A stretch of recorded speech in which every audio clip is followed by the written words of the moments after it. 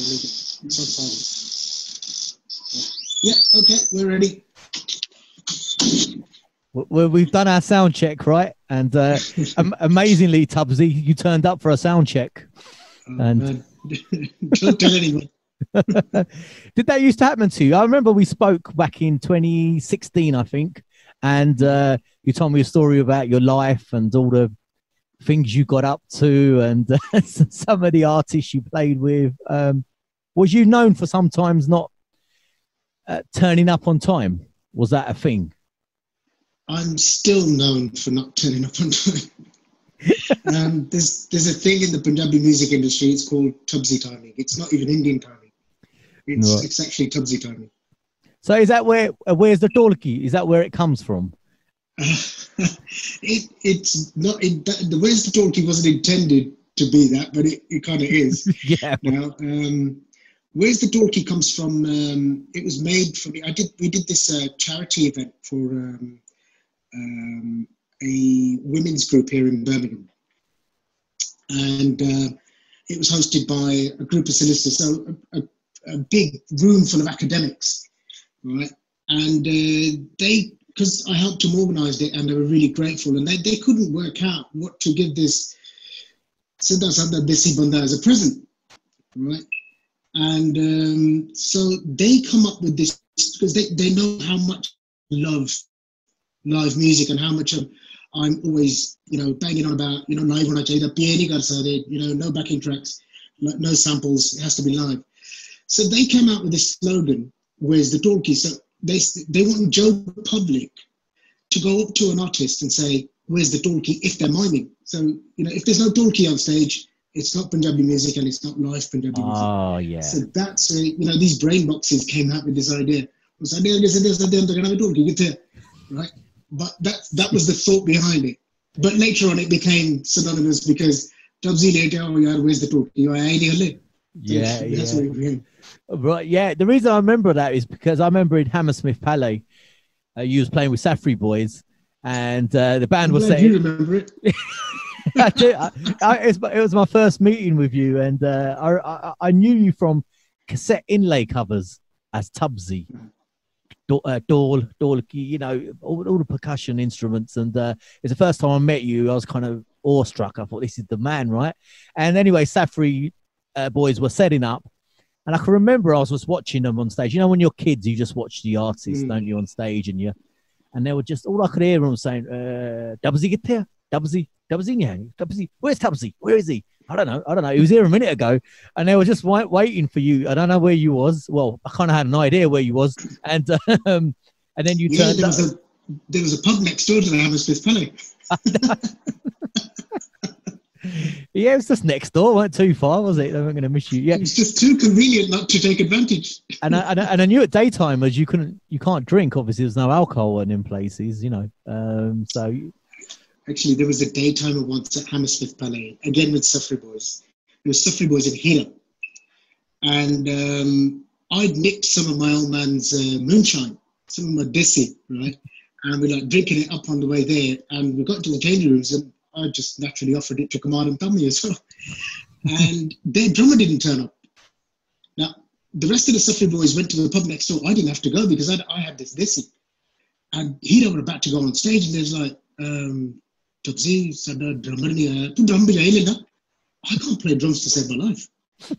But it was one of those heated moments where I was too drunk to say no and too proud to say no.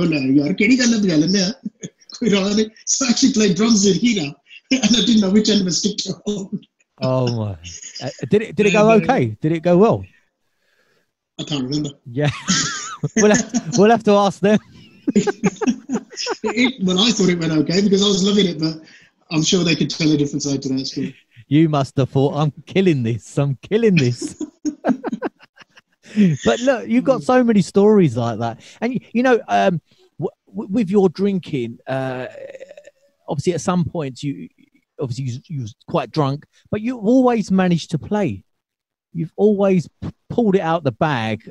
Has there ever been a time when when even you thought, look, I think I've had a bit too much, you know, in your own head, thinking, shit, I've gone a bit too far this time. And but I've always seen you play, and I know this is many years ago for anyone listening, that you was drunk, you've had a few drinks, but you were still playing, you were still tight, you still doing the roles.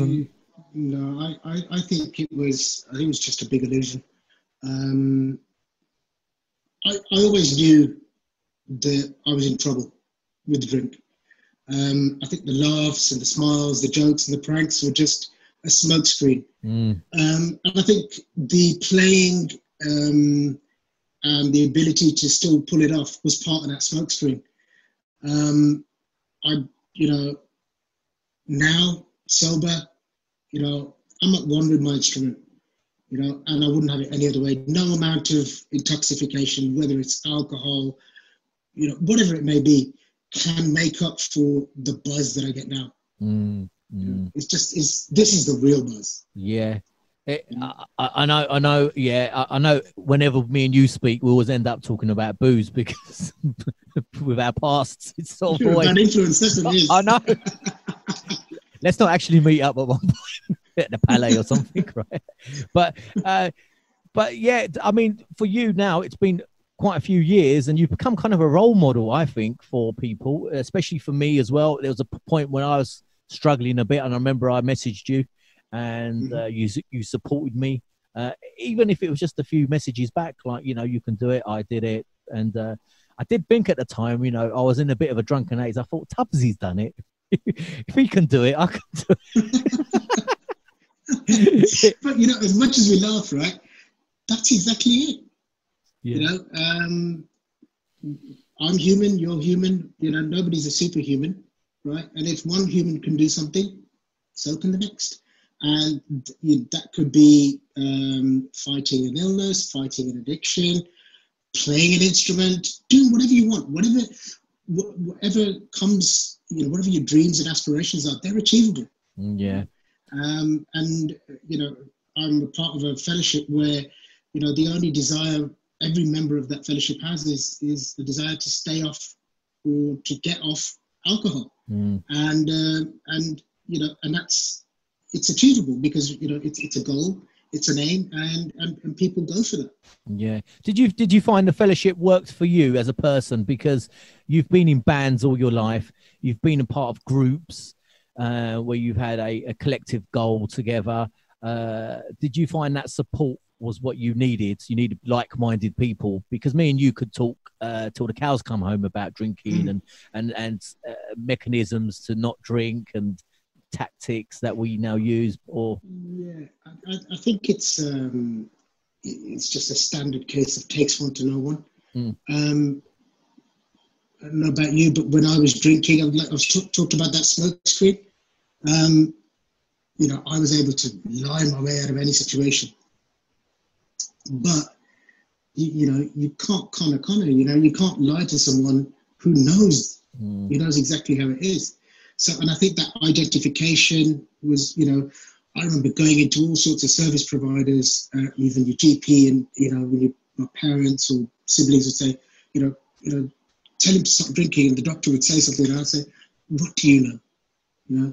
You don't know anything about me. You don't know anything about what I'm going through, right? And that whole self-pity kind of dialogue.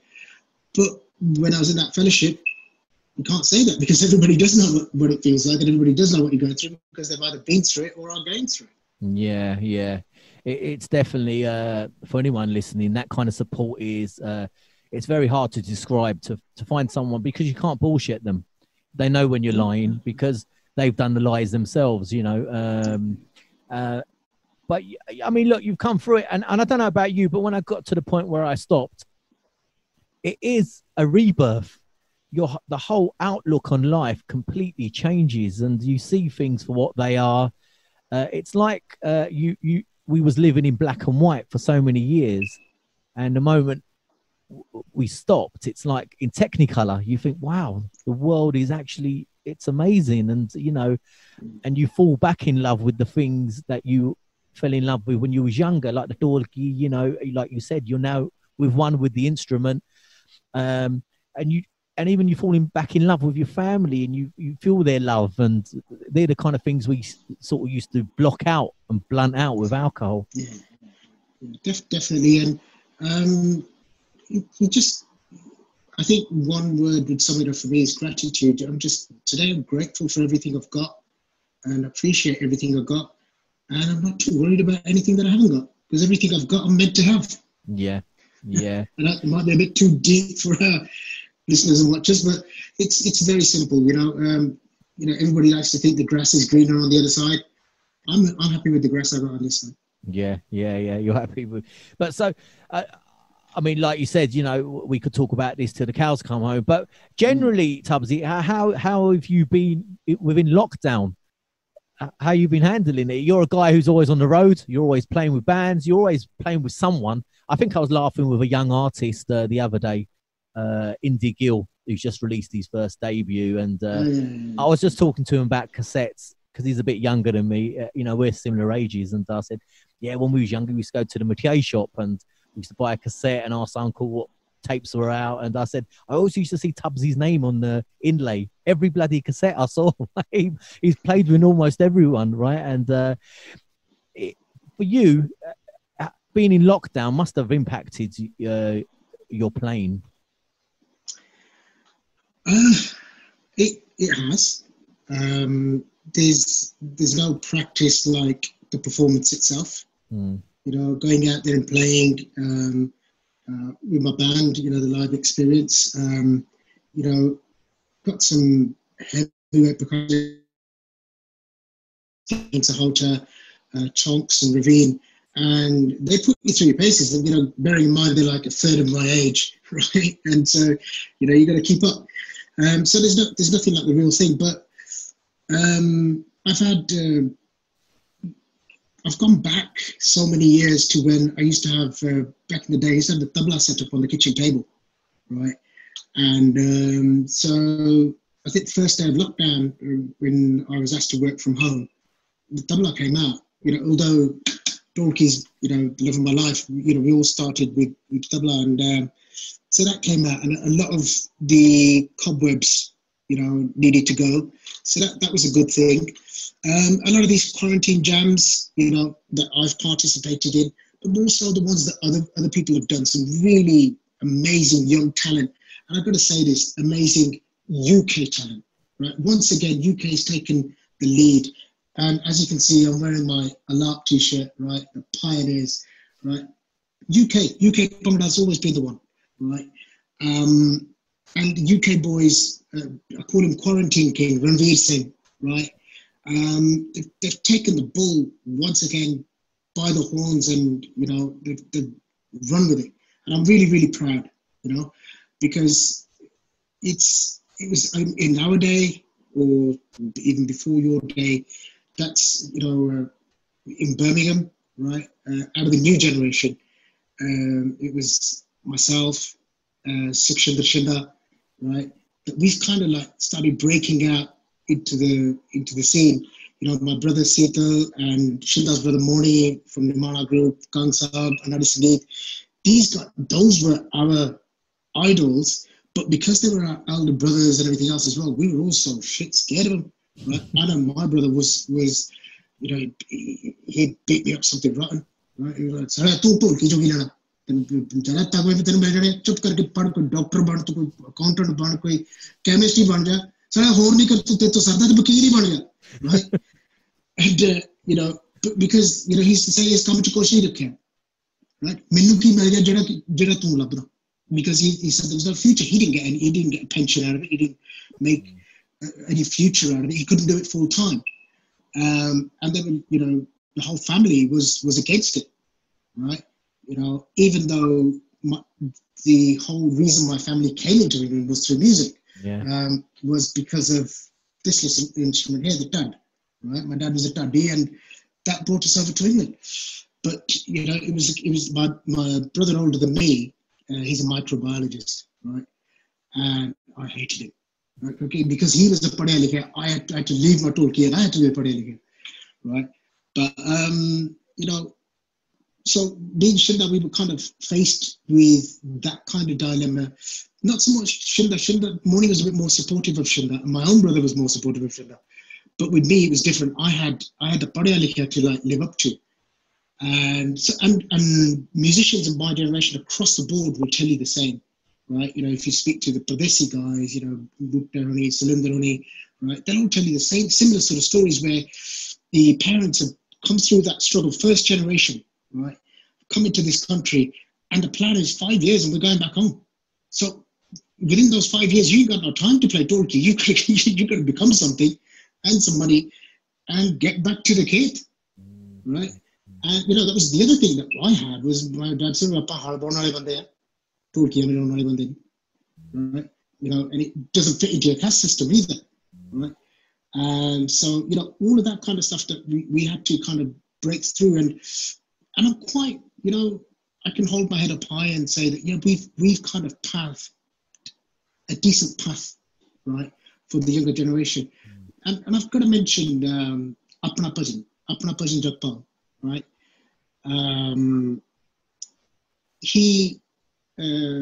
His nephews, Bhutta Jagpal, as we all know, Bali Jagpal, B21, his sons Jet, Raj, at the time, and another veteran, Gurjan Patangi. You know, he's got this Bhangra mashup, amazing, crazy stuff that he does, right?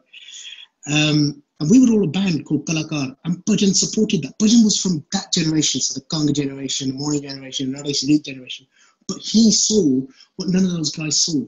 He saw a future, right? And you know, we all know Apna Bhajan helped form Apna Sangeet and countless other bands, and you know, along the way.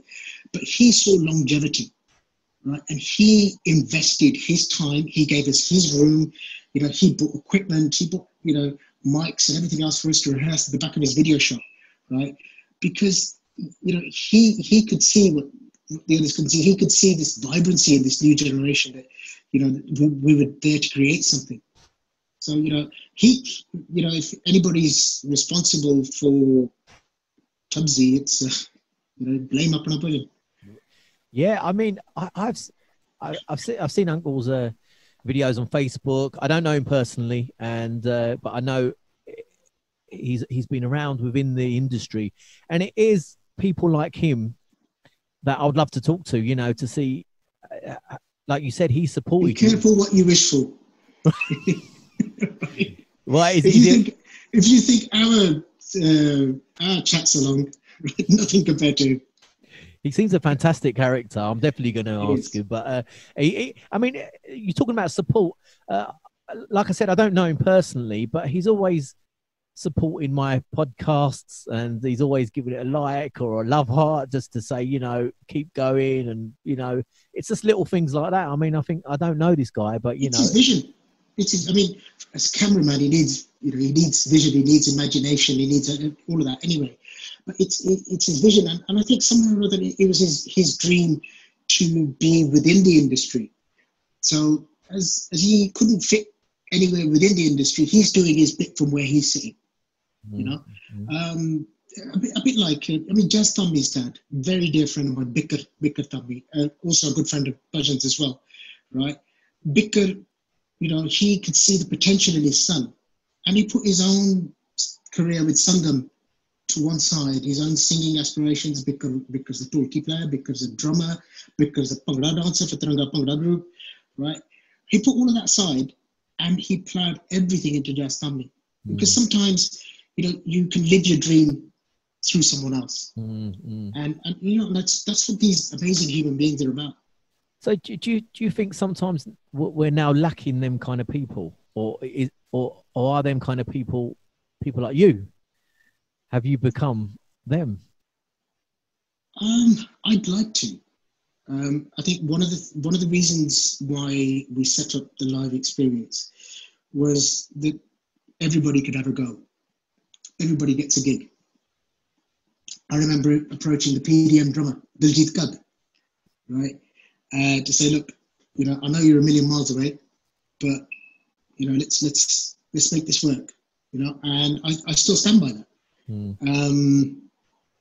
Another dear friend of mine from One Nation Media, Jagrati Dugal, she facilitated lessons for the underprivileged or the somewhat impaired children in a place called the Drum here in Birmingham. And she helped us as a band to actually go in there, and different members of the band playing different instruments would hold different classes. It was absolutely free. You know, we didn't charge anything. But it was a way of trying to become those people that we're talking about. You know, to try and give something back, and also to ignite some of that passion. My wife was talking to me earlier on. Very rarely she does that. Earlier on, about certain channels just doing interviews with singers, right? And she goes, "Le musician ada nahi na jor lagda. Le musician ada samajh jana jor lagda." Right? Hey, meri boli kitho bolna na pe. And but that's a point that we've missed. I don't want to name any names, but I was quite disheartened earlier on this week when a leading media outlet, somebody that I credit for having a major part in the UK Bhangra industry's involvement, because it was an evolution, right? Put out a post, a podcast like this almost, about a prominent band of the 80s, and credited just the singers. Oh, it was just the singers that came and they did this. The musicians for Tubsy. It was the musicians and the music producers, the two biggest music producers from the UK industry, right? Both are responsible for that band, right? Yeah, credit to the singers are dynamic and they're really great performers. They're great friends of mine. One's even related, right? But I think UK Bhangra was always deeper than that. Right? It was always a team effort. Somebody once asked me about, it might have been you actually, but somebody said about, Bon the Tumbi and Another Fine Mess. Why do those albums sound the way they do? And, Pump Up the Bhangra, Shake Your Pants. Why are those albums? And I answered, because it was a band effort. Every member of those bands was in that studio for every minute of those recordings. If everybody wasn't there, the recording didn't take place. So there was an atmosphere that actually fed through those spools or the Ampex tapes, right? And it came through, and I wrote it on a Facebook page, a post not too long ago, right? Our characters are all coming through the music, the personalities of the band, right? And that's what UK Bhangra was about, right? It wasn't about one person or singling out, it was always a team effort, it was always a band effort, a group effort. And, and that's why it's got to where it's got to. No, I agree with you. Definitely with the sound. It was so unique. Each band had their own unique sound. You could tell a Pradesi song, from Run Up and Sing Eat song. They were so different. You knew it's their sound. Do you think now maybe not just UK music, but generally Bhangra music, it's kind of similar? Every sound's kind of the same, because now you've got an artist, a singer, and then you've got a producer. You may have another person with them, maybe the manager who sits along with them as well. But that's kind of it, really, for input. Yeah, I think one of the people to blame is my brother. Right? He played this amazing Dholki on Gidde Virani, and everybody's used it everywhere. And I think that kind of, as human beings, right, we can be trained to do anything. And I think over the last 10 years, right, we've been trained just to, it's like the Pied Piper, right? We just follow that same sound, and it's got to a stage where that's all people can dance to, that's all people can relate to, it's all people can hear.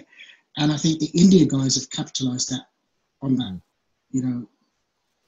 no end. One Dholki loop, one door loop, right? You can download bass lines, you can download this, you can download the other, right?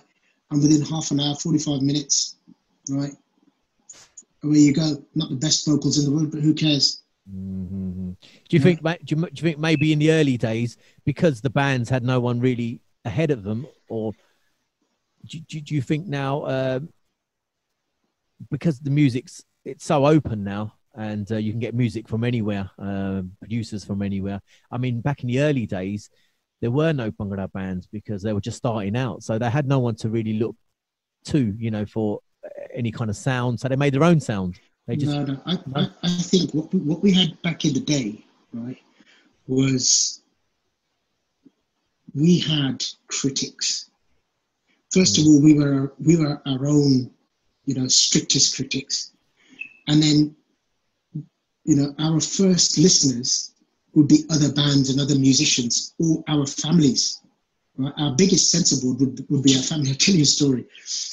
We did the first outtake of Another Fine Mess Bullion. Mm-hmm. And I took it home and I pressed play upstairs in my room, and Dad's in the next room. And in the bullying, the backing vocals going, hoi, hoi, hoi, hoi, right? And my dad came into the room, right? Throws open the curtains. He goes, I saw Gondiana ko tapang ko naman hagda.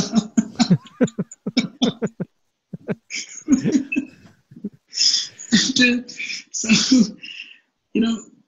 but that's what I went and fed back and said, look, we've got to get rid of those, because my dad thought it was the dog next door popping his head off. Let's do them again. Let's do them once again. But, so we had to get it right, and record companies were paying studio time until we did get it right. They wanted perfection too. I remember doing PDMs, one of the albums. Both me and Aman here, we both played percussion on that. We did it at Pete Ware's in Kidderminster, I think it was. Kidderminster, it was. Farms, Parrot Studios, wasn't it? That's right. Yeah. But Pete Ware, as we all know, is a perfectionist, and Pete Ware was involved with, again, with the LARP back in the day, right through to Suffrey Boys, AS Scholar Flashback, and all the rest of it, right? So, and that all comes with a price, and record companies were saying, yeah, here's a budget, go ahead and do it, but make it right, because, our customers, they don't suffer fools, they want a genuine, decent product. And I think somewhere along the lines, I think that standard's been either allowed to drop, or we're not as fussy as we used to be, albums like Pataka by LARP, right? I mean, any percussionists listening or watching this will tell you that that's like a percussion maze, right? But I know that we could right? I can listen to that today, 32 years on, right? And I'll still hear something new. Same with Diamonds from Hero. Diamonds from Hero is one album, right? You can listen to it. 1986, that was released 34 years ago, right? I guarantee you, try this, right? You can listen to it today, listen to it in 5 days' time, you'll pick up something new. That is genius. Yeah, without doubt. Right? So we ain't got that now. So intricate. It sounds so fresh even now. But the little things that have gone in, the little sounds, and don't forget, in those days, it wasn't computerized. Everything was manual, right? So you've got little bells going on that you couldn't hear 5 years ago, and you think, oh, hang on, they couldn't have re-recorded that, right? Little bass, little pieces, and little plucks on the guitar, and you think, shit, where's that come from? That is genius. It's the longevity. And you release a track now, and you'd be lucky if it gets played for 2 weeks. Yeah. And I'm talking about things that were released 34 years ago. These are just 2 albums I've picked up. Right? That's the difference between what we've got now and what we had then. Right? You've got me, a stalwart, right? What we were saying earlier on, 38 years down the line, right? I'm still standing here. Now, I hope the musicians from today will be standing here where I am now in 38 years' time and talking about their journey. But can you realistically see it happening? No. Right? No. That's what I'm talking about. some people think, sometimes you can repeat yourself so much that people think, oh, sharab, right?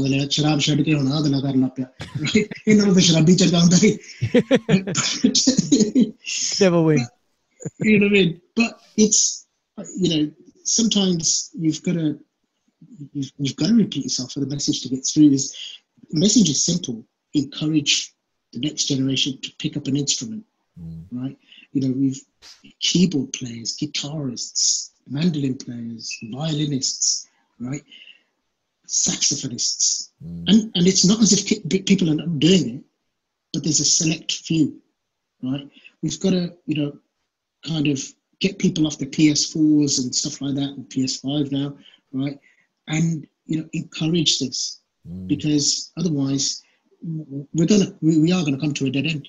Yeah, I think it's a generational thing as well, because to learn an instrument, to learn to sing, it takes time and effort. It's not it's not something you can pick up in a few weeks, and I don't know if the young kids of today have that kind of patience, to sit at home, practice, learn their rags, get the harmonium out. It's like going to the gym, right?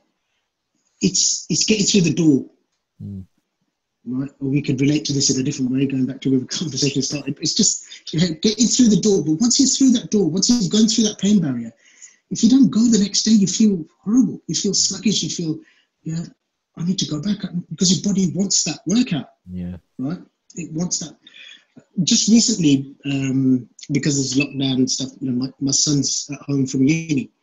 And as a kid, I'd never forced him or anything else like that, but just naturally he's been able to play Dholki, tabla, dhol, and didn't say this to his face, but recently he's been interested in rags and in harmonium, and it's been like on his mind, and he started experimenting. And I introduced him to someone who I've always thought, not just because he's teaching my son, but I've always thought he's fantastic, amazing, a guy called Kullar from Birmingham. And my son's got he's got that gym thing now, where if he doesn't practice, if he doesn't do this, he feels, he doesn't feel right. He feels lethargic. He feels horrible. He needs that fix, right? And there's a transformation. He's we're lucky that he had that hard work ethic in him anyway. He got into Cambridge, right? So it shows that he's able to discipline and to get down and graft and everything. But the way he's channeled it through here, and he started it from scratch. He's 20 years old, right? And he went right from the beginning, right back to sorry, right? And it was at the beginning. It's like, do I have to? But it's getting through that pain barrier, and once you're hooked, it's the most amazing feeling in the world. I mean, so Tubsy, I think this meeting's going to end for some reason, because did your son have the other meeting on as well? Is it two running meetings? I'm not sure. Is it on the other laptop? No, I don't think so. I think the other laptop's off. Is it off? Is it? If it stops, we'll just call back in it. Yeah. Yeah. Okay. It says less than a minute to go. Upgrade. I don't want it to stop because. I think the computer's tired of me waffling on again, isn't it? No. It's. You're right though. Maybe it's an individual. Look, your son's obviously very different. He can focus on something and put his. So maybe it's just people themselves that they're looking for the fast way out. To produce an album in their bedroom, just download some beats, get some vocals from India for 200. I think that's not a bad thing. I'm not knocking it. The experimenting and everything else, but I think alongside that inquisitiveness, just to try and see where the source comes from, right? Where does this music originate? How do I actually compose? How does what do our rags consist of? What does our genre actually? Where does it start? Just to get to the bottom of it. Yeah, yes. So, I mean, is that where you think a healthy UK Bhangra market will be with live bands, you know, a healthy, vibrant live scene? I think, well, I'm kind of biased anyway, because that's all I've done all my life, right? But I think a certain live scene would... I'm not sure what happened there. It's not happened before. It must be just me and you. Once we get together, everything messes up. But this is a new life. But we were just talking about the live scene as well. So, I like you said, you're probably biased towards the live scene and live bands, and probably I am myself. You know, I grew up with looking up to people like you and the bands you played with, and them singers that were around at the time. They were kind of my heroes anyway. So, and when I saw the sort of the decrease in live events with live bands, and you know, weddings was the start, wasn't it? When you went to a wedding and you saw it. I mean, I used to go to a wedding and see the DJ, and I think, oh, no band, you know. And so I was all right after a few glasses after that, so I don't really mind. But I remember going to weddings and thinking, I wonder what band it is. I wonder what band it is. You know, it was excitement. It was like, it was something that people these days probably won't ever know, because having a band, a full band, it's so different, you know. And, you know, to catch the eye of one of the musicians and they sort of give you a little wink, and, you know, when you're a kid, that means so much to you. You think, wow, you know. So every time I see a band now, I remember my sister-in-law got married and she had Jazzy B. And the reason I knew it was Jazzy B because I saw Bhupinder, Jagpal walking around, and I thought, so I went up and asked him, I go, who is it? He goes, it's Jazzy B, right? So, and I was so excited, I couldn't believe it. But I don't know if we'll ever get back to those days again. It's a difficult one. I want it to come back, obviously. I would love it to come back.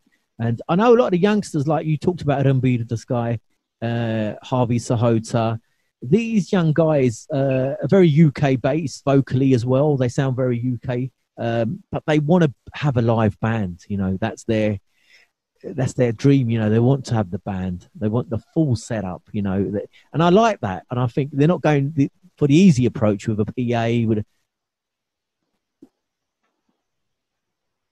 a PA and just going off and doing their gigs. They want the full. Whether it costs them any extra money, they don't mind. They want to have a live band, you know. So I always give them full respect. And I'm sure when you see them with their bands and doing, you know, the virtual sessions, for someone like you, that must be, you know, it must make your heart all warm. Oh yeah, definitely. I mean, you've mentioned two vocalists, Ranbir Desai, Harvey Sahota. You know, I've mentioned Jazz Thummy before. And, you know, obviously Jazz Thummy is kind of slightly different kettle of fish now. He's obviously progressed.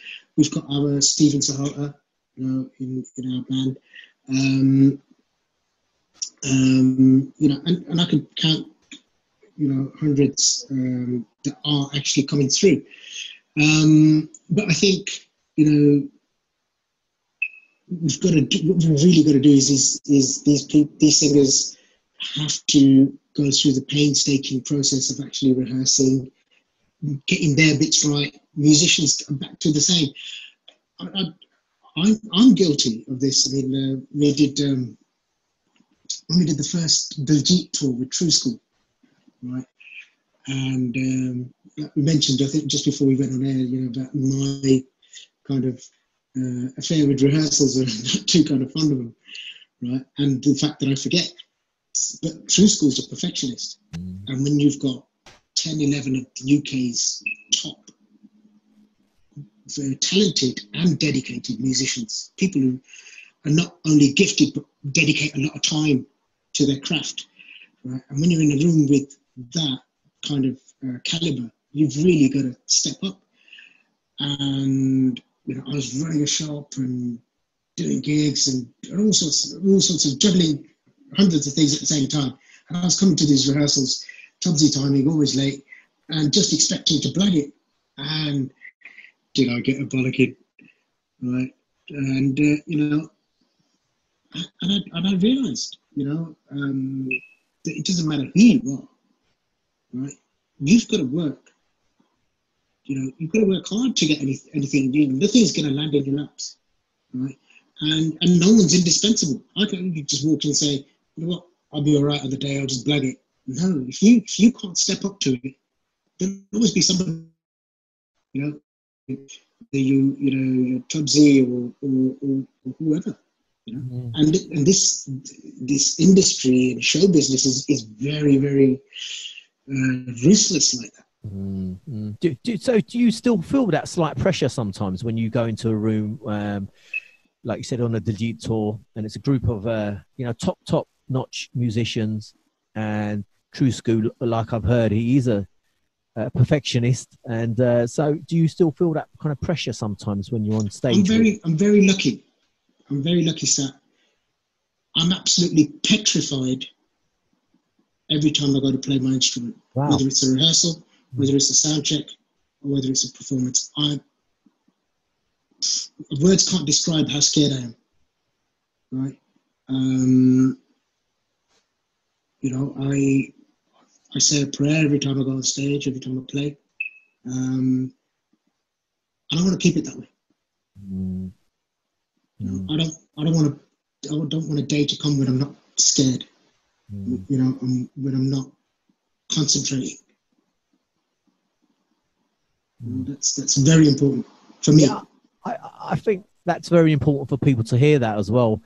For these young kids out there who are learning, boys and girls who are learning to sing, learning instruments, and maybe they are doing performances. It could be in front of their friends or just doing lives on Facebook. And they could be nervous, and they might look at someone like you thinking, he's got so much experience, he makes it look so easy. Because that's what I see when I see you play. I think he makes it look easy. He's got a big smile on his face. He's pulling out these roles, and little did I know, deep down, you're shitting yourself.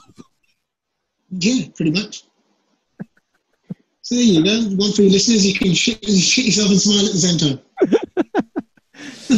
But I think you need that kind of element of nervousness. Not to say I'm doing it now. No. You're very calm now, and you're enjoying yourself. You're not playing Dholki. You're all right. Yeah. I just thought I'd set the record straight. Yeah.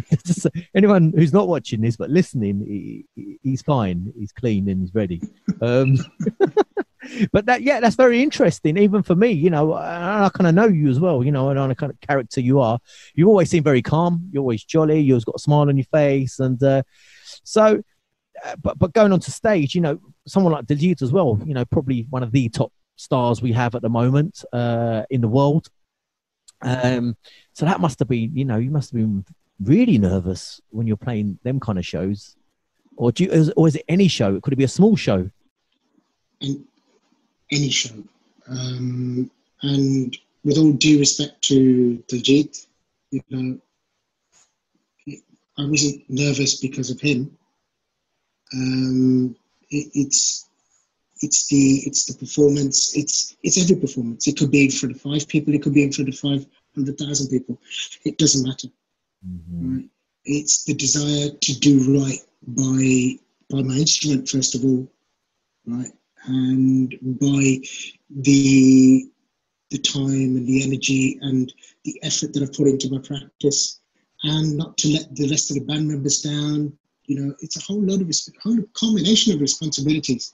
It could be anybody on that stage. The vocalist, or the caliber of the vocalist, or the popularity of the vocalist doesn't come into it. Doesn't, yeah, and there is obviously that sense of not letting your teammates down. If anything, the person I'm most nervous with is Jazzy.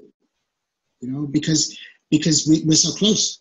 As a band, we're more of a family than band members, and that sort of responsibility and that desire to, we want to do this right, because Jazzy puts 100 million% into his performance, so we want to, top that, if not match it.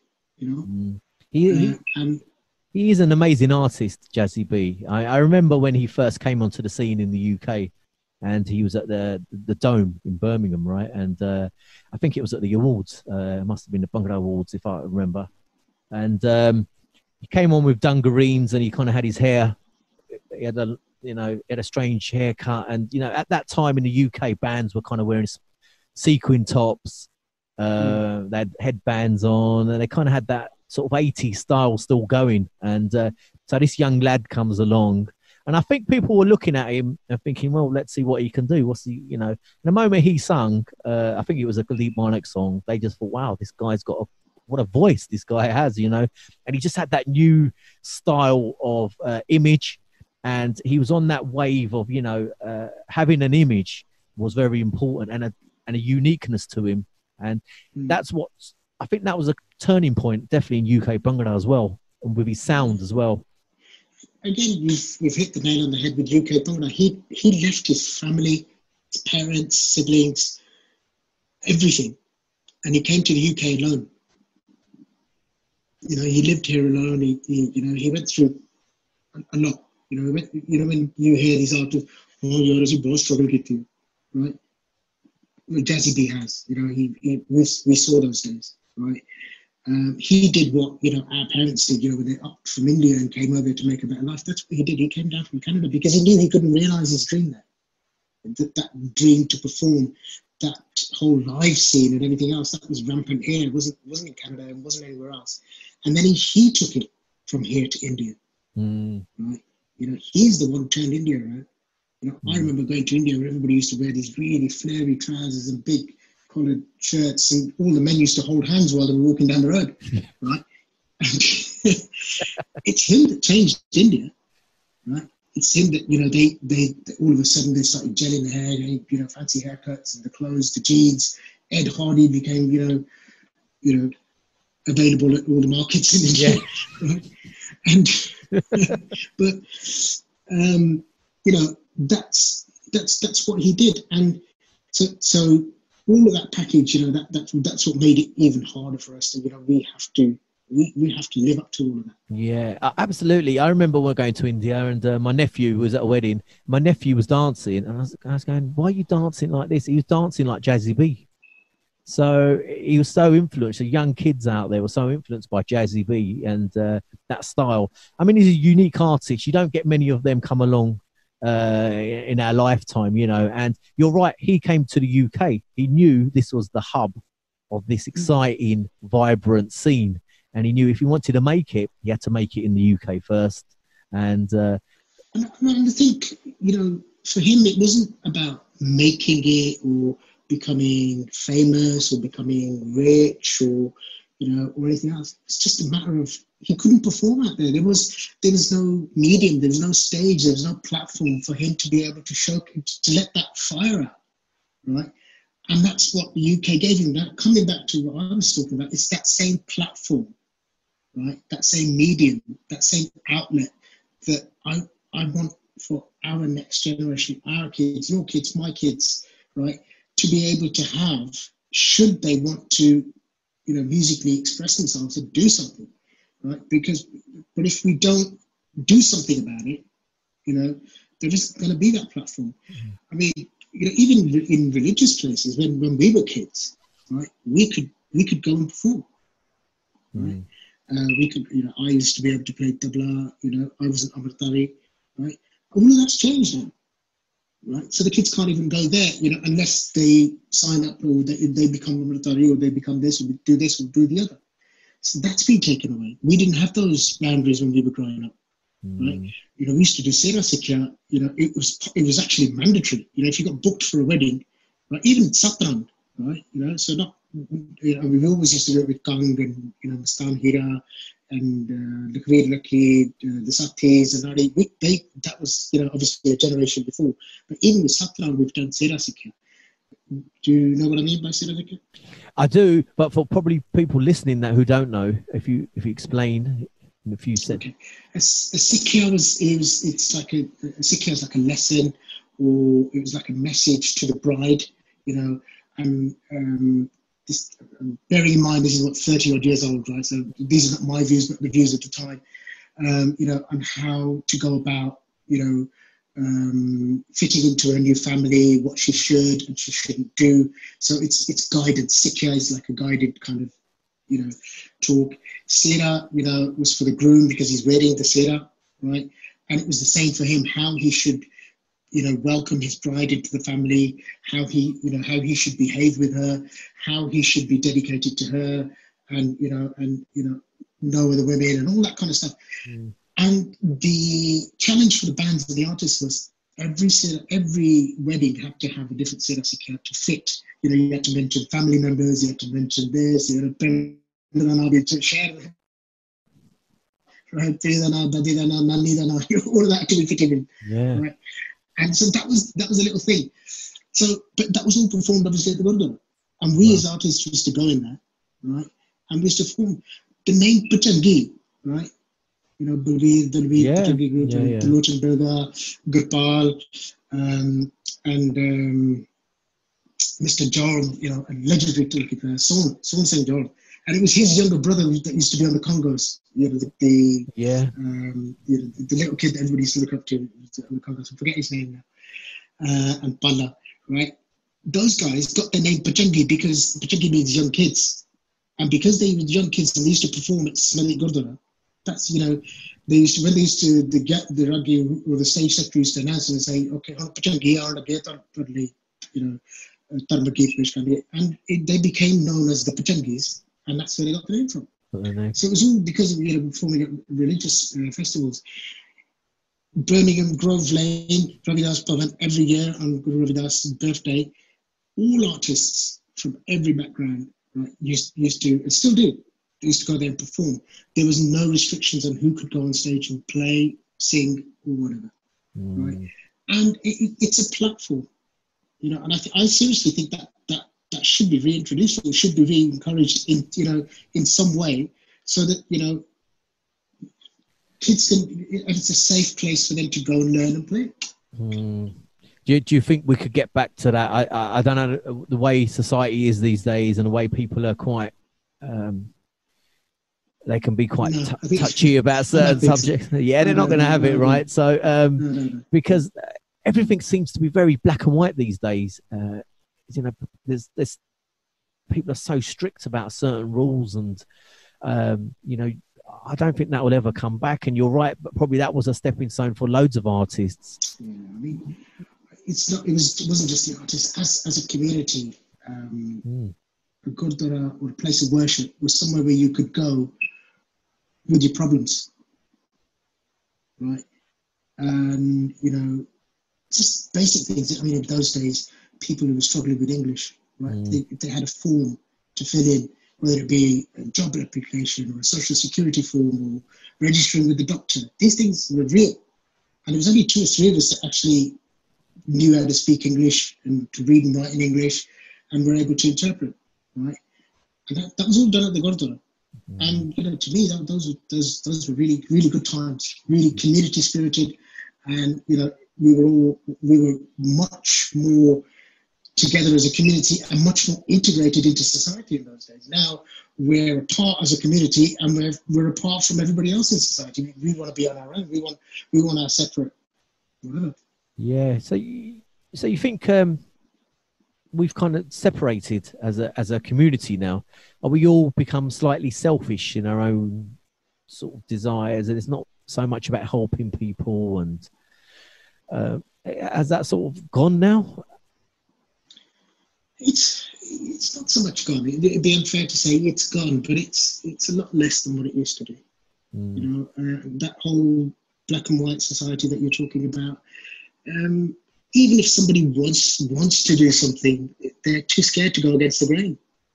You know, people want to say something now. They say, you know what, better not. I'm going to get slated on Facebook. Yeah. Right? You know, or Twitter, right? And you know, or I'm going to lose all my followers on Snapchat or whatever it is. Yeah, yeah. So, you know, people, and those fears are real. TikTok, Tubsy, you on TikTok? I actually am. I am on TikTok, but this whole China debate, you know. Check you up. There we are. But yeah, it's a strange situation, because you can see how that live scene was a community. I remember when I was in PDM, and we used to see like DCS and Neneh and people like, you know, we used to get to know people, you know, we see you weddings or medley, and it was a family. You kind of knew everyone, you know. DCS is a brilliant example of just an amazing bunch of guys. I always saw DCS from far. Never in my wildest, even in my drunk dreams, could I imagine actually being a part of that band. Until I think it was 2001, or late 2000, when I was actually asked to join. I couldn't believe it. And I was with them for about 5 years. And it's just the way they could walk into a room and just light it up, on and off stage. You know, you spoke about Renesh. Renesh's dad is the legendary Ram Lavaya from Anari Sangeet. And my brother used to play with Anari Sangeet at the time when I was born. Right, so I've been in that family, and they've been in my family from, you know, even before I can remember. Right, and so, you know, Renesh, I know, Tubsy, bass player, Juggy, drummer, you know, Steve, and Shin himself. You know, we used to say to Shin sometimes, you know, when the wedding's over, Munde wale chale gaya, they've got on the coach and gone, Kudi wale chale gaya, right? The caterers have gone, right? And we, you know, and just when the guy right at the end has got the broom and he's sweeping up, then we'd have to say to Shin, Shin, everybody's gone now. Yeah. Right? This is one of those guys that just wouldn't stop. Yeah, fantastic vocalist. That's not money driven. That's not fame driven. That's passion driven. Yeah, I mean, I did speak to Shin last week and to come on this show, and I just messaged him I said, I don't know if you remember me, but I used to know you from this time. And he goes, of course I remember you. He goes, yeah, I'll come on. He's such a nice guy. And I remember when I was a young kid, I wanted to be a singer, and I saw him at a wedding once, and I said, Shin, could you teach me? I want you to be my star, right? And he kind of looked at me thinking, he goes, I'm in Birmingham and you're in like Gravesend. He goes, it's quite far. And I was a young kid, right?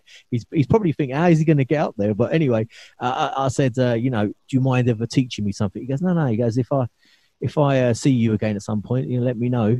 And I knew they were at another wedding in Gravesend the following weekend. So I turned up with my harmonium. So he sat in my car and he just played a few keys, and but he gave me a bit of time. You know, and he was a star, you know, and he had some great big albums at the time. This is not his early days. This is when he's at his peak, but he still gave me 15, 20 minutes of his time, sat down, gave me some guidance. And I just thought, I never did nothing with it, obviously, but I thought, what a great guy. What a great guy. Yeah. Over the years, I've seen him do that so many times. You know? Oh, he does it to everyone. Well, I thought it was just me, Tubsy. I thought it was just someone special. He saw something in me. No, he said if Sat can do it, anybody can do it. Yes, you're right. Get your own back on me, ain't you, from early? All right, fair enough. 1-1. But yeah, that kind of egoless artist, I think there were many of them around at that time. And I remember when in those days and before, and I'm not, again, to be unfair to point any fingers at anybody, but when we used to go to gigs and load the van up, right, everybody used to load the van up, including the singers, right? Everybody used to unload, you know, if the singer wanted a bottle of water from the kitchen at the party, the singer got up and went and got it, right?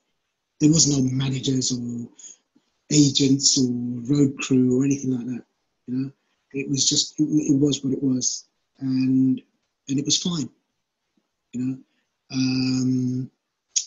You know, until it changed, and I think when it changed, and there's one particular person responsible for it, right, or more responsible for it than the others.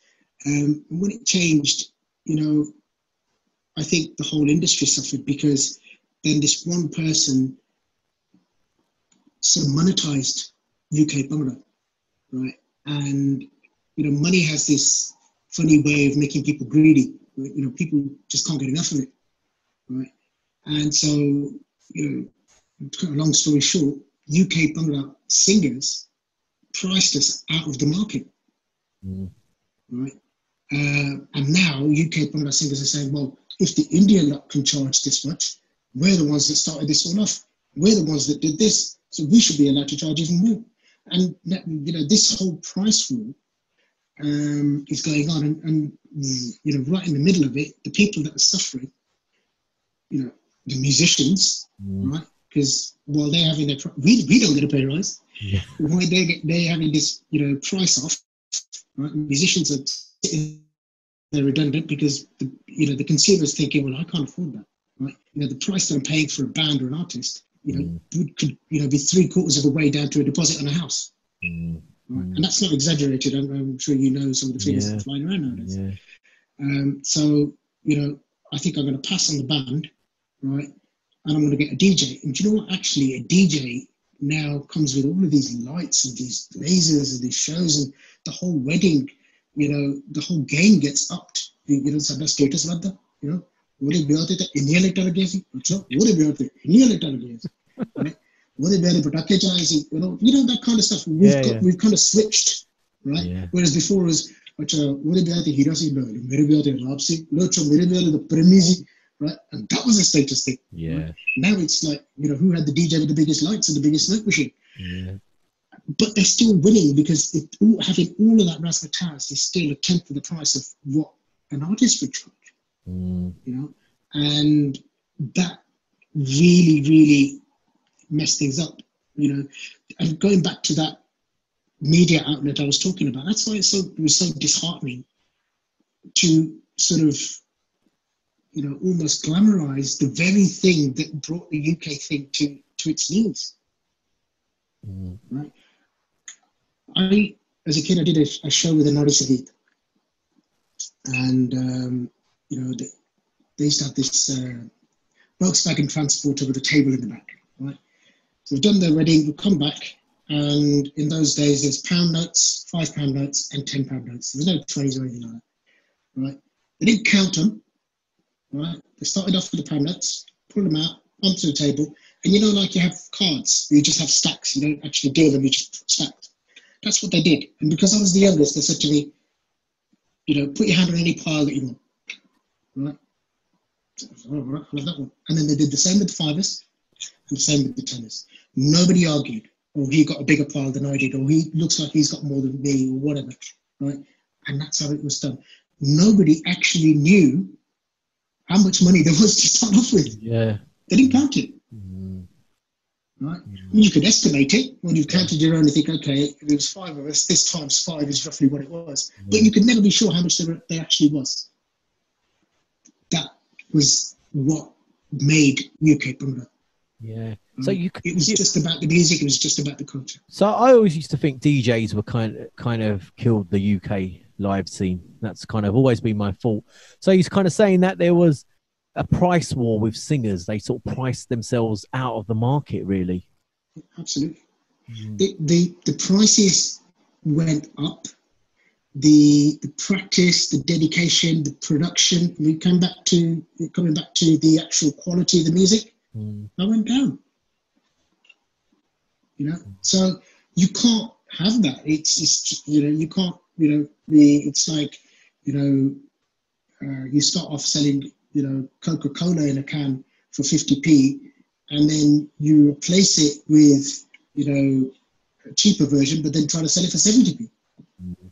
You're thinking, hang on a minute, this doesn't even taste as good as it used to.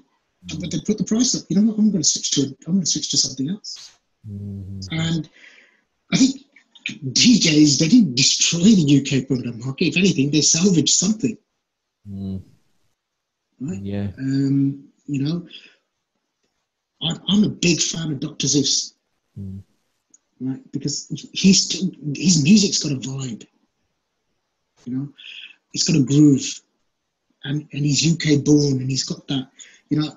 I judged Zeus so badly, you know. I looked at his appearance and I thought, I bet he can't speak a word of Punjabi.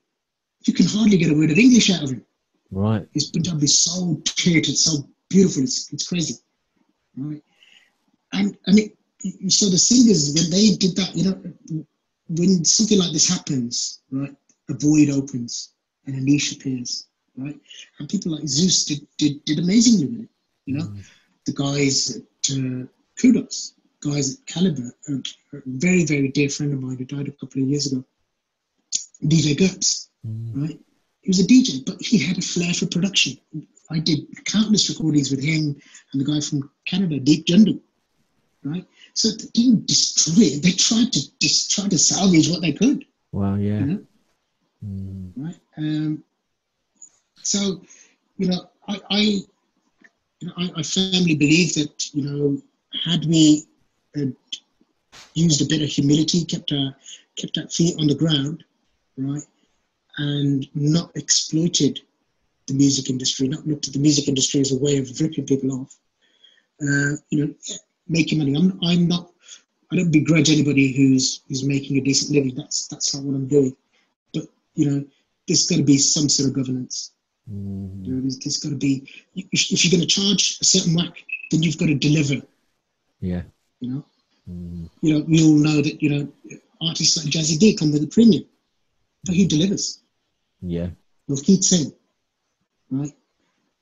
I've played with Mulkeet on and off since probably 1987. Never have I heard him go out of key. Never heard him lose his voice. Never seen him intoxicated, dressed badly, not looking sharp, not speaking sharp, not being professional in all of these years. Never. Yeah. Right? Always tip top. Jazzy's the same. Shin's the same. Yeah. Jenny. Yeah. Alarp the band. Not just Jenny. Right? Alarp the band. Right? Just amazingly talented people. And they've always have been. Right from the days of Chandu and Manjeet, Harjeet, Ranbir, to now, Sunil Kalyan. Wow. Yeah. Yeah. Just those two words, Sunil Kalyan, are just massive. Yeah. Yeah. I mean, and it's great to reminisce about these great artists, and it's lovely to see them back sometimes when they do these sort of comeback shows or whatever, right? But what about for the future? We've spoken about a couple of artists like Harvey Sahota and they're kind of early in their journeys, right? Do you see anyone else? I mean, you're from the Midlands. Do you see anyone else sort of coming up that you think, you know what? Couple of things. Sorry to cut you off, but no, I disagree. They're not early in their journey. No. Ramdi has been around for years. So is Harvey. Right? It's time to do something. We've got Stephen Sahota from Bhangra, right? Sukhchita, right? So many names, right? That I can mention. This lockdown, right, has done UK Bhangra a massive favour, right? Like going back to Ranveer, right? There's a guy from Doncaster, Hira, right? Amazing voice. His brother Rosh, fantastic musician, right? Prince from Nottingham, right? On Check One Records, right? Producer from Derby, Nika Sev, obviously from Derby, True School. All of these names, JK. Yeah, we haven't mentioned JK, right? Yeah. Now, and Gurj Sidhu. Yeah. What a powerhouse. Yeah, absolutely. Yeah. It's boys. If you're listening, it's time to take over the world. I'm talking to you. Right? Gurj could be UK's answer. Nobody's ever going to be Bindrakir. But, we've got something that's a UK version, something that can do it. Right? You don't need multi-million-pound videos. Right? You don't need these big record deals. You need the support of the people, and the only way to do that is to reach out to the people, to be one of the people. If you're going to sit on a pedestal looking down on people, they ain't going to talk to you. Go back to where, people were, we were a community, and, one thing I used to admire about Shin, when I was with Shin, we used to get bookings from like Malaysia, Singapore, Canada, here, there, and everywhere in wedding season. And Shin would always say, no, these are my people. I'm not going to cancel any weddings, or I'm not going to go in June, July, August, September when I know I'm going to get a wedding, because these are the people that put me here. I'm not turning my back on them. That is, what you've got to look at it as, right? To say, look, UK Bhangra is about UK people. Jazzy did London Patola 2, right? Reloaded, I think they called it, right? And it got leaked or something. It came out on Spotify or something or other. It was one of those apps, right? A day before it's supposed to come out. UK went bananas because it was the 90s sound. It was Shinder Shinder, just like everybody loved him, right? And you know, thought the album was just going to be all about back to the 90s. You know, I know hundreds of your listeners will relate to this. The album didn't follow up to that. The rest of the album was like how India wanted it, or how Canada wanted it, or how America wanted it. Didn't go down at all. Right? UK is ready for UK, right? And people have just gotta realize that. Stop trying to be something we're not.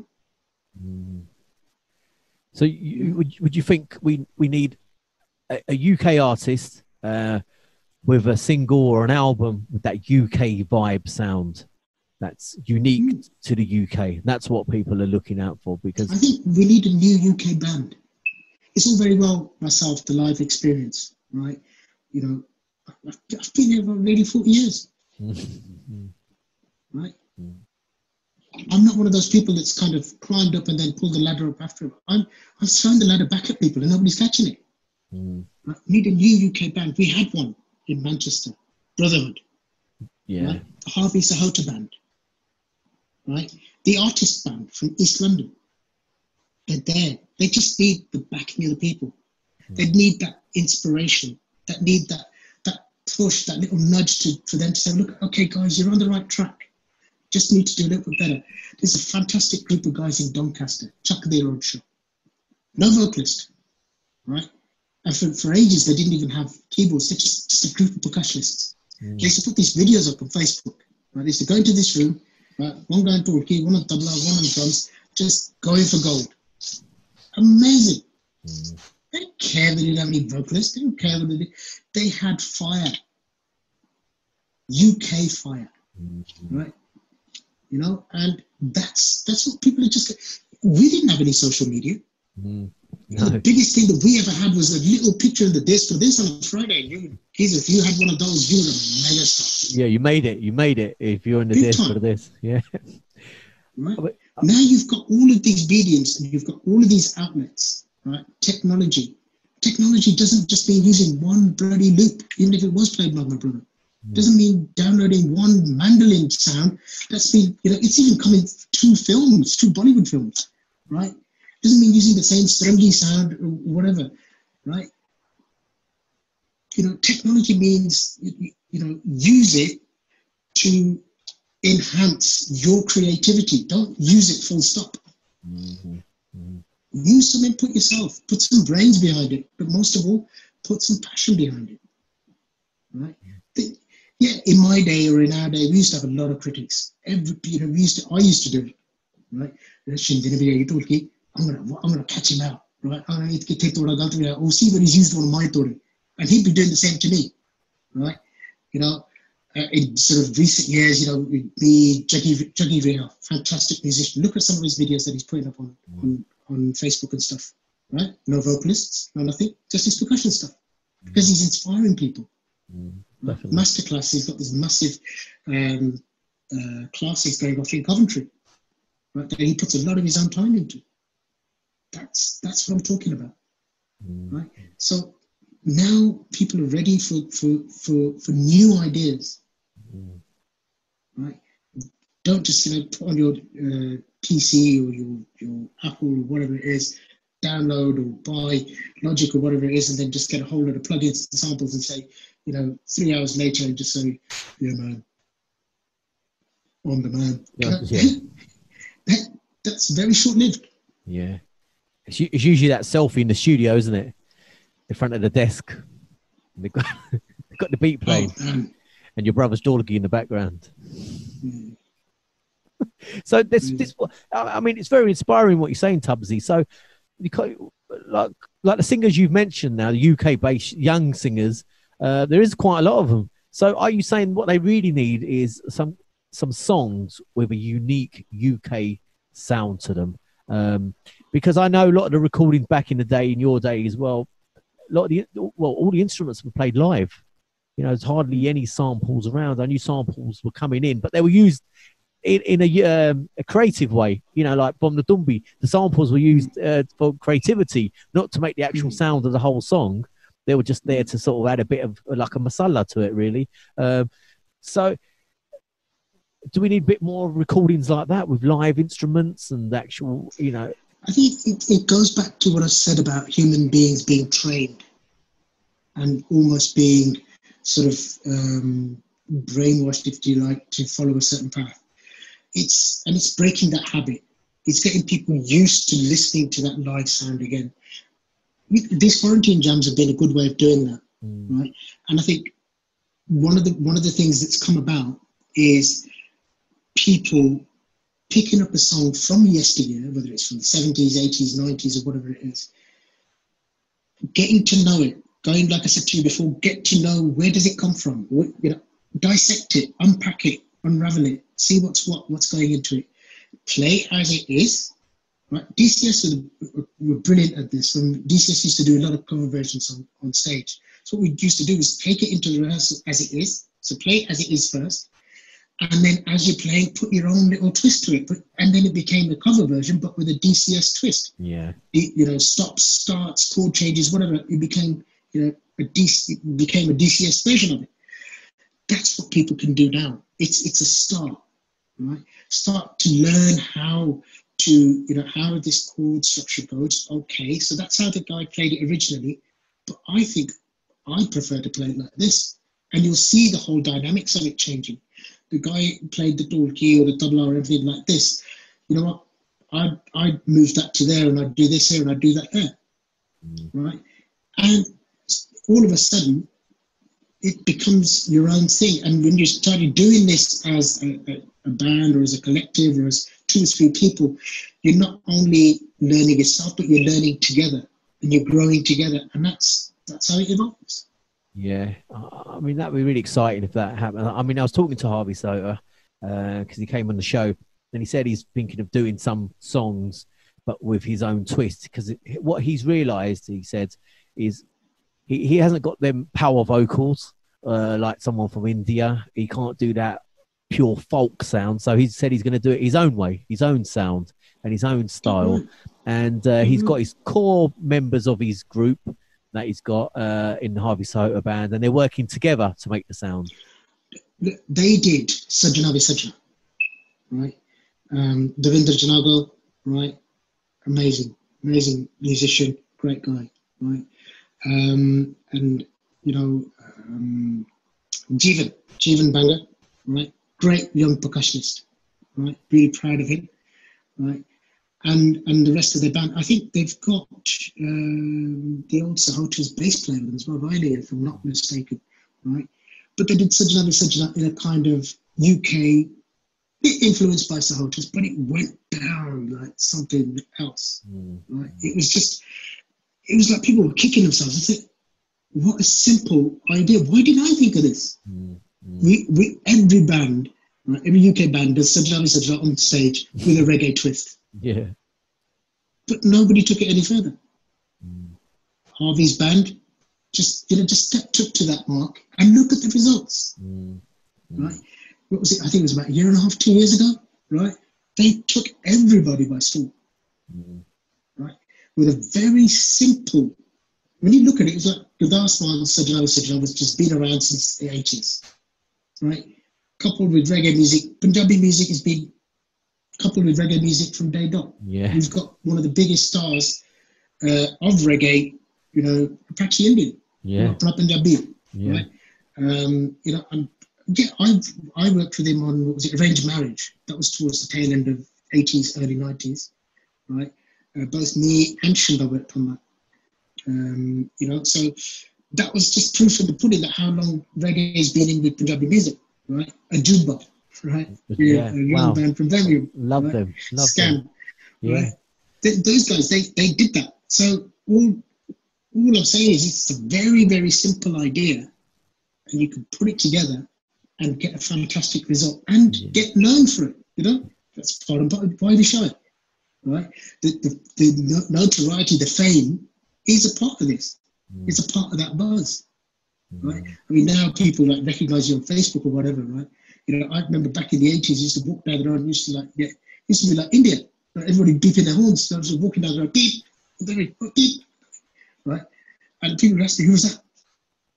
I don't know. Idea. Yeah. And that was without social media and everything else.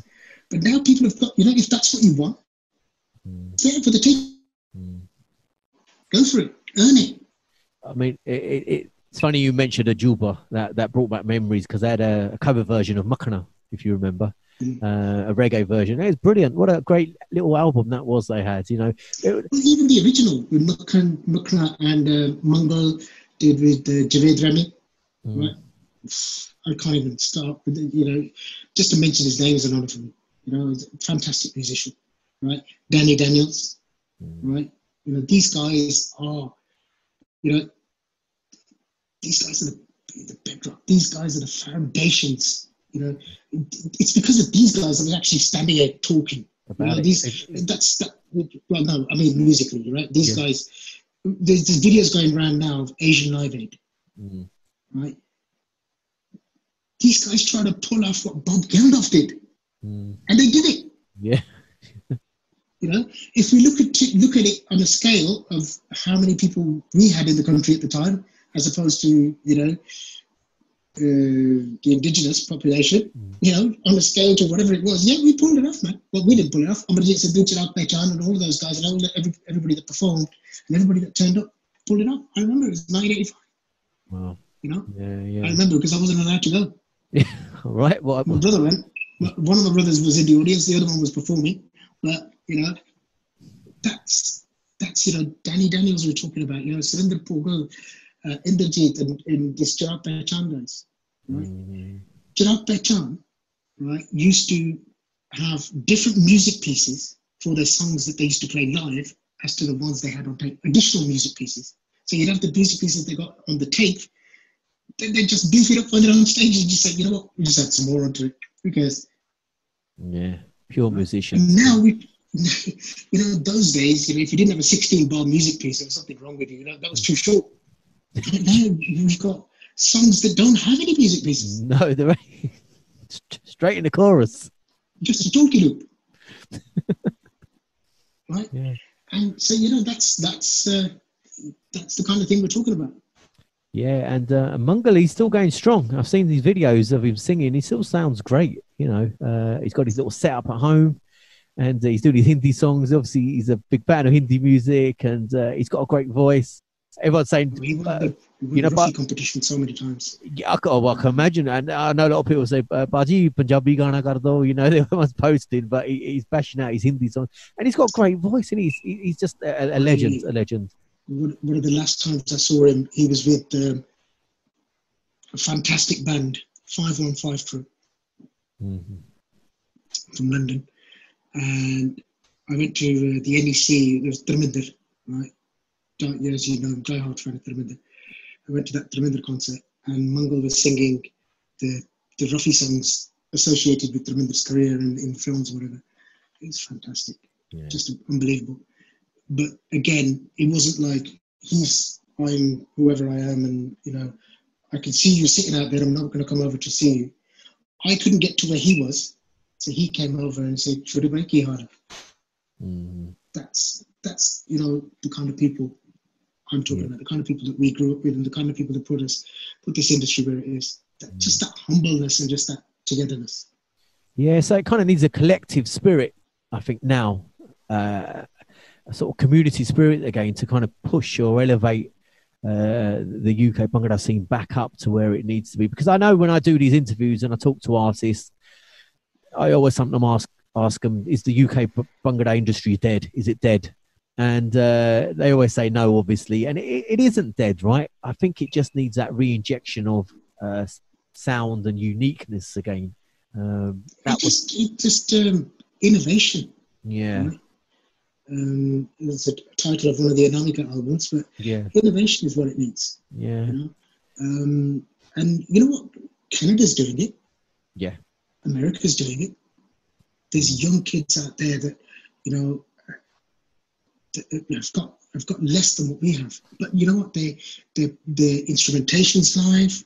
You know, the thought behind it's great. You know, they're putting a lot more time into it. They've got access to the same gadgets as we have. They can spend the time on PS4 and whatnot. I've actually been over and I've seen this. Right? I work a lot with there's a team out there called Premier Drummers in New York, you know, based in sort of Queens area, Queens and Jamaica area, right? And you know, those guys are always, you know, you can go in the morning, the afternoon, the evening. They just live and breathe music, and the way they've done it, their inspiration, right, and a big breakthrough for them was YouTube. They've YouTubed us. They've YouTubed UK Bhangra. They haven't looked at India. They looked at UK. Right? You speak. I mean, I've done shows out there with G Sidhu, right? And they roll off UK bands and singers. Every musician, right? They do more than I do because they've studied it, right? There's a guy we call him Bindi from New York, right? And I interviewed him. I was over there, just a Facebook Live, and I interviewed him. We played this little game. He says, right, okay, name a band beginning with C, name a band beginning with this, that, and that. He got it all right. Right. Then he says, right, okay, name a band from this town or that town. And, you know, I said, name a band from Northampton. And he pulled one out. And this is a guy born and bred in New York. Yeah. And it's UK Bhangra. They don't want anything else. You know, when the artists go over to Canada and America, and you know, because they have to spend a lot of time there, and we're all here at work and we can't get time off work, and etc., etc. So they have to take musicians from India, right? They hate it. They say, no, we want that UK groove. That's what we've grown up with, and that's our source. That's our inspiration. Yeah, they want that sound. So people, we is big. We just got to rise up to it. Yeah, I think you're right, and I think there is a first probably now for this kind of sound to come back, or this innovative, different sounds. Because I mean, I listen to a lot of music. It's quite samey, you know.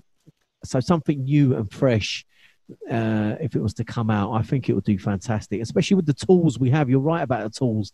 I mean, even with PDM, we didn't have YouTube in them days, Facebook, we didn't have none of them things, you know. So, but these days, people can upload their own videos and do their own. You did have a Surinder Shinda lookalike. Yes, we did have that, and I don't know if we sold some albums just on the fact they thought it was Surinder Shinda.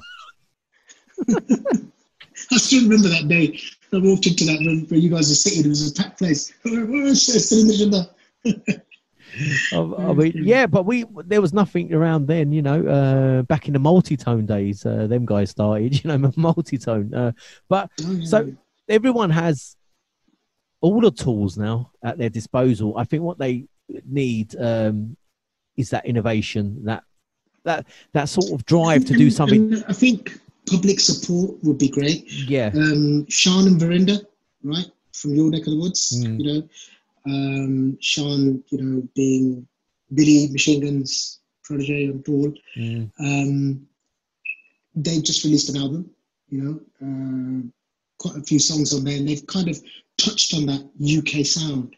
And I think just getting behind people like that, you know, and getting behind those UK vocalists, and you know, and if they're doing something wrong, let's keep it to constructive criticism, you know, instead of sort of like pulling someone down and say, look, yeah, bro, I think you did this, this, and this, but how about we do this, this, and this?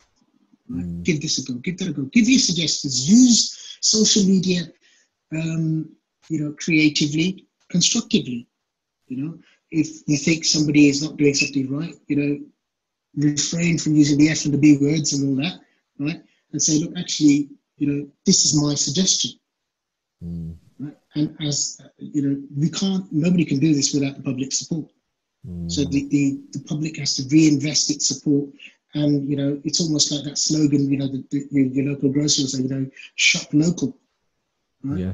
Because if we get behind our own sort of homegrown artists, our homegrown talent, right, that it's part of our identity, it's a part of our culture, it's a part of what we leave behind.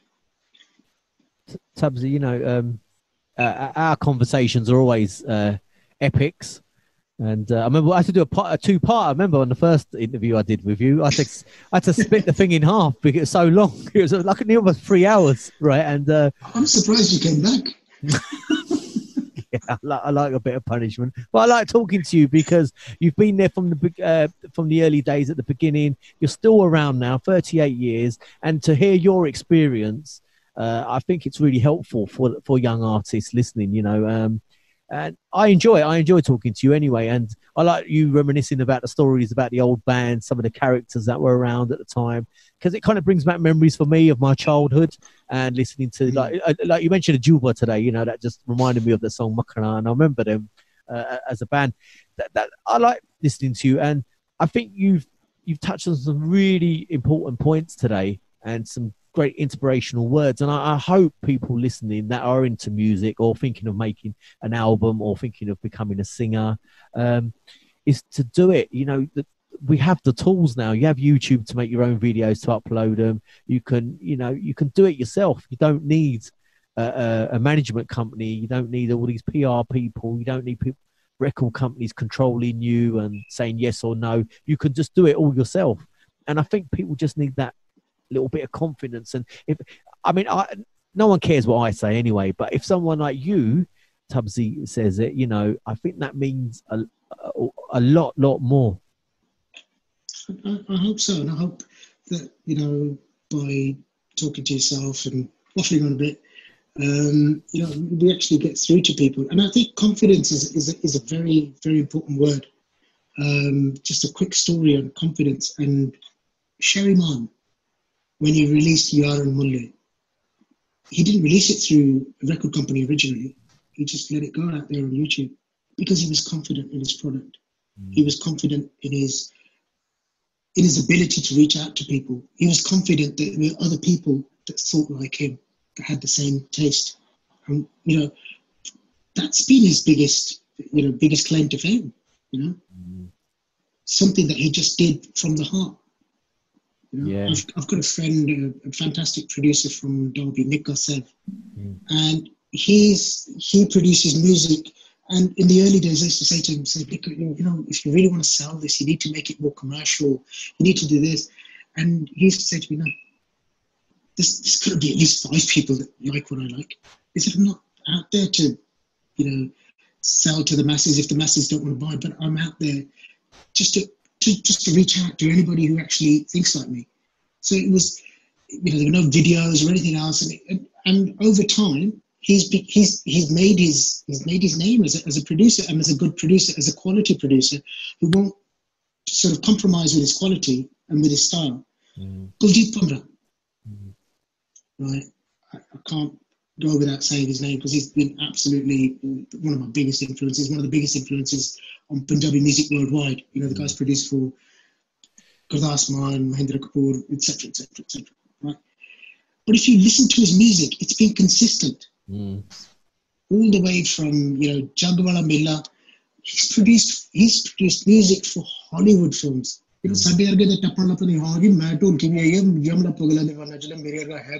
the guy's done Hollywood, right? Charlie and the Chocolate Factory and numerous others. Philharmonic Orchestra in London. But he's kept it consistent. He hasn't compromised on who he is. Chalda Tommy Chika, nahi chalda, mera ranja raji. That's what you're gonna have. You're gonna have the confidence and, you know, belief in yourself. He's got that style, hasn't he? And he's kept it throughout his albums. Even so, he's done Gurdas Maan. He had Sangeeta as well. If you remember that album, Flowers in the Wind, it was a smash. And just that style. And he seems another very humble guy who just doesn't. He's not got that ego within himself, you know. And he's just he, you know, when I'm with him, when I meet him or everything, it's just a presence of, we use this word in different contexts, but serenity. He's just calm, and he's welcoming. You know, he shares his knowledge, he shares his experience. You know, I went to a studio and I took my 2 youngest kids and took them out of school, and I said, look, you know, I want you to meet one of my heroes today. Right? And he showed them around the studio. He showed them all the gadgets. He showed them all the tape, the old quarter-inch tapes. Showed them how it used to work. Showed them little tricks. It was like being in Charlie in the chocolate factory. He took them around the whole place. They loved it. And he gave them loads and loads of albums. And purposely gave them cassettes. Yeah. Here, listen to this. Listen to this. Right? And that's what these people are about. I mean, great memories. Real great memories. Tubsy, look, we're coming towards the end. It's been great catching up with you as always. You'll have to come on again. Part 4. Well, I think we're on part 4, right? And we'll have to release it one day as an album with 12 songs, 12 interviews of you. It'll be a double album. Double album. We'll release it on YouTube. But look, it's always lovely speaking to you. I always learn so much, from you through music, and obviously personally myself, from my personal life. I always learn something from you to stay positive and to look at life as being a glass full, rather half full rather than half empty. You stayed positive.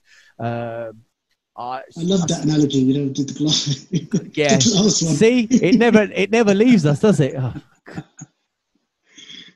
Could have thought of another one, but it's always a glass with us or me. And but yeah, you always seem positive. I see you as a friend. I see you someone I can trust. If Definitely. I'm ever stuck in a rut or something, I know you're there for me. But Definitely. Before you go, I want people listening to know where they can sort of catch up with you, where they can follow you on social media. Me, myself, on Facebook, people of my age are still on Facebook. Tubsy Dholki. On Instagram, we have Tubsy Dholki. We've also got the live experience, live band page, both on Facebook and Insta. Do get following. A lot of live videos to go on that. Actually, we're in the studio tomorrow as a band. Yeah. So hot off the press news. So keep following, keep viewing. And I think my son is going to be doing some of these little bite-sized little chats to coincide his learning. So as he's progressing, it's going to be sort of like where we started, if he can do it, if he can make the time and do the thing, and so can other people. So we're going to try and between the two of us, father and son kind of thing, it's kind of get something going where other, people of his age, younger or older, can get inspired and get motivated to say, well, look, okay, maybe I can take out 35 minutes a day.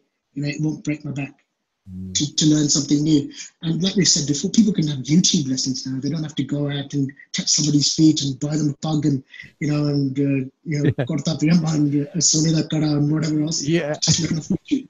Yeah. Oh God, I remember them days. But so yeah, people do please get following on social media. We're all accessible, we're all approachable, and hopefully once this pandemic's over, we will be out there performing and doing what we love doing again. So do come and say hello, and a bit like Shin with you in the car, the amount of times people have come up to me and said, buddy, or we want to, can you show us this, can you show that? Of course we can. My take has always been, it doesn't belong to me, it was given to me, so who am I to hold on to it? A bit like the fellowship.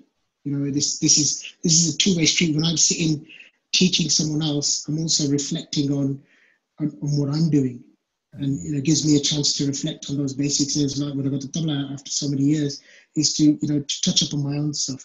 So another for fellow musicians out there, when you're teaching someone, it also kicks you up a gear as well. So go out there and start teaching, start sharing your knowledge with people. Tubsy, look, fantastic words as always. It's been a real pleasure catching up with you again. We'll have to do it again very soon. But for now, take care. Cheers. Thank you. And Sat Sri Akal to everybody. Thank you.